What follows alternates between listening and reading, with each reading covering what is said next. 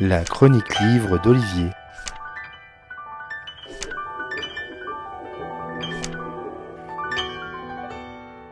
Il était grand temps que l'on appelle un chat et un meurtre un meurtre. Le meurtre d'une femme, quand bien même celui-ci soit commis par son mari, ex-mari, compagnon ou ex-compagnon, n'est pas un crime passionnel. C'est un meurtre, voire un assassinat. Et la terminologie employée auparavant par la justice et la presse pour ces faits divers avait un mauvais goût de compréhension, voire de compassion.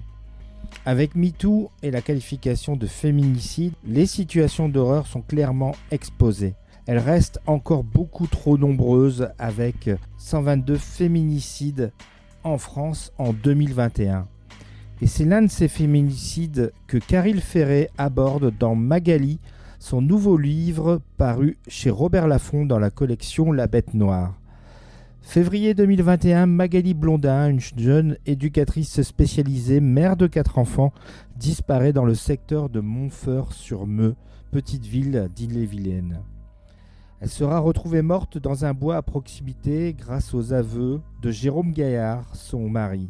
Pourquoi ce fait divers va attirer l'attention de l'auteur de polar Caril Ferret ?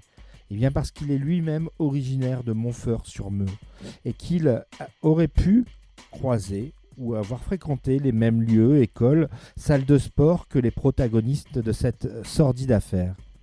Il va alors se pencher sur l'affaire de Magali, relire les coupures de presse, se rendre sur place pour tenter de comprendre ce qui s'est passé dans la tête du tueur. Avec le livre Magali, on est bien loin des romans comme Zulu ou Okavango. Caril Ferret prend ici le parti d'une enquête sur un fait divers réel, très contemporain, puisque c'est 2021, qui fait écho chez lui parce que la victime vivait dans son village d'enfance. Cela donne lieu à une forme d'autobiographie livrant quelques indiscrétions sur l'auteur, l'origine de son prénom, son rapport chaotique avec l'enseignement ou encore sa passion pour la musique et pour David Bowie. Ce choix d'une hybridation de l'enquête et de l'autobiographie par petites touches peut parfois dérouter. Le livre n'a pas la prétention de débusquer au tréfonds d'un PV de gendarmerie ou lors de la découverte d'un témoin mystère une révélation sensationnelle sur l'affaire. Il est juste le fruit d'une curiosité plus poussée que la normale d'un lecteur de faits divers face à un dossier qui l'interpelle, et comme celui-ci est écrivain et qu'une éditrice l'invite à s'y pencher, il s'exécute modestement.